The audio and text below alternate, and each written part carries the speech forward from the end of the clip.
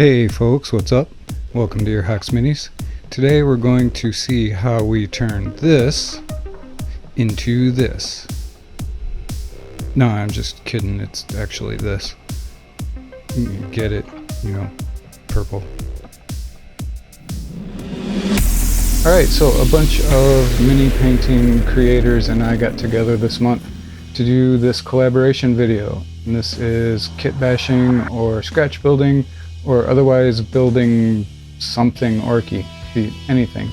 The other channels involved are Essex Boyz, Sugar Candy Miniatures, Wyrd One's Tabletop, Brak da Warboss, Tabletop Karnage, and the Drunken Ork. Now some of these channels might be new to you, so after this video, definitely go check them out. They're all doing some really cool stuff. Now in order to get him posed in a way that I had the idea for, it took a lot of cutting and filing on both the arms and the torso in order to position the arms so that the weapon meets on the center line of the torso. Since I wanted him to be crouching, I thought that these running legs from For Fun Miniatures would be perfect for this. I had to make sure that the backpack was going to fit appropriately since I had to glue the torso on a little bit more upright than you normally would. So I started cutting off any pieces that I didn't need or didn't want and started adding extra pouches and a choppa and started to make straps to hold the choppa on with some plastic card.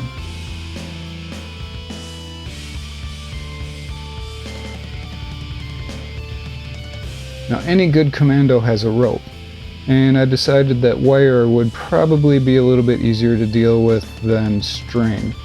And I had a bunch of wire, so I started bending it into a shape of a bundled up rope and attached it to the top of the backpack.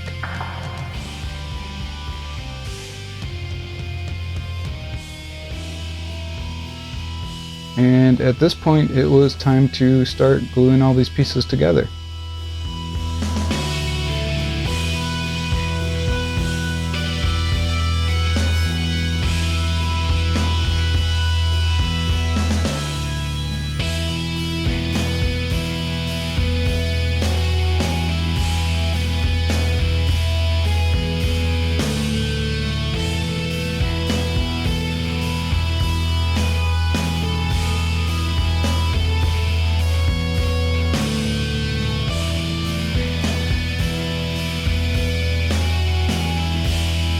Once the main body was posed and all cured up, it was time to attach his weapon arm.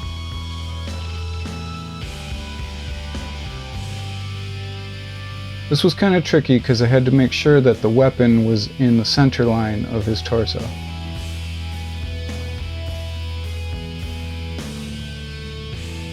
Now since the hand of the other arm was going to be supporting his weapon hand, I decided this was going to be easier to do in two parts.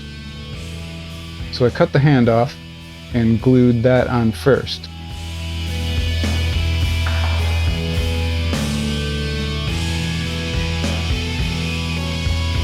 Then I glued the arm to the hand to get a good position, and any gaps in the wrist I could fill in later with putty if I needed to.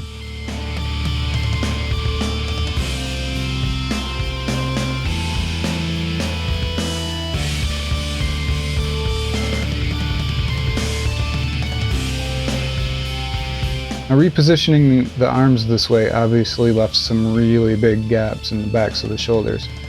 This was easily filled in with some modeling putty. To hide the weird anatomy made by repositioning his left arm, Essex Boyz gave me the great idea of crafting a little cape to cover up that section, which I did by using a piece of wet wipes soaked in Mod Podge. Once that was in position and in a shape that I was happy with, I just let it sit to dry. Once that was all cured up, it was time to start throwing on some paint.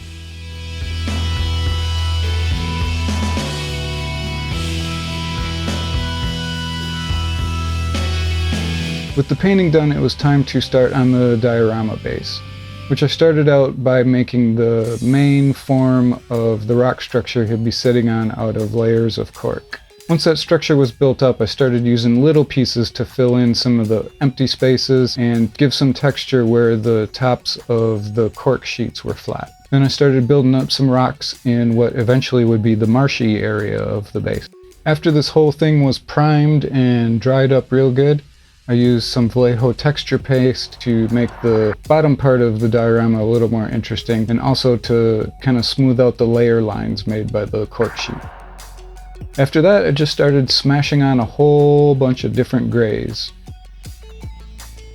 Red grays, blue grays, green grays, blah blah blah. After that was just a quick dry brush with kind of a ivory color, just to kind of unify it all a little bit.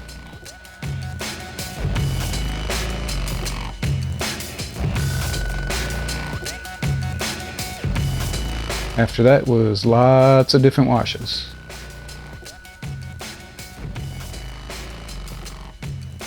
Once all that was dry, I went in with some Militarum green contrast paint to kind of make the vegetation areas and to add some muck to the mud in the marshy area.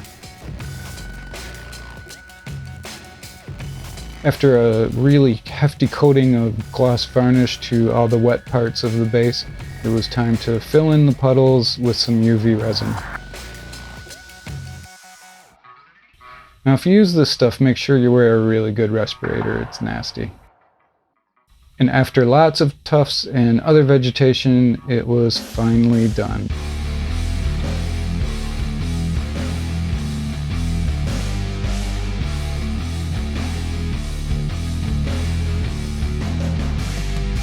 I'd like to say a big, huge thank you to all the other creators who participated in this collaboration. You can find their channels linked in the description below.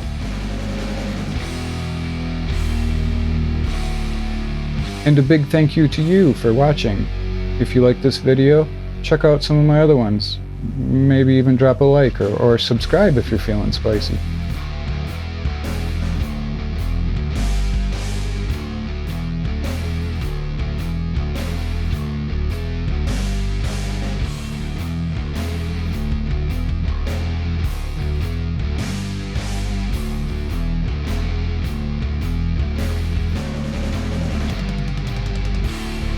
So thanks again for watching.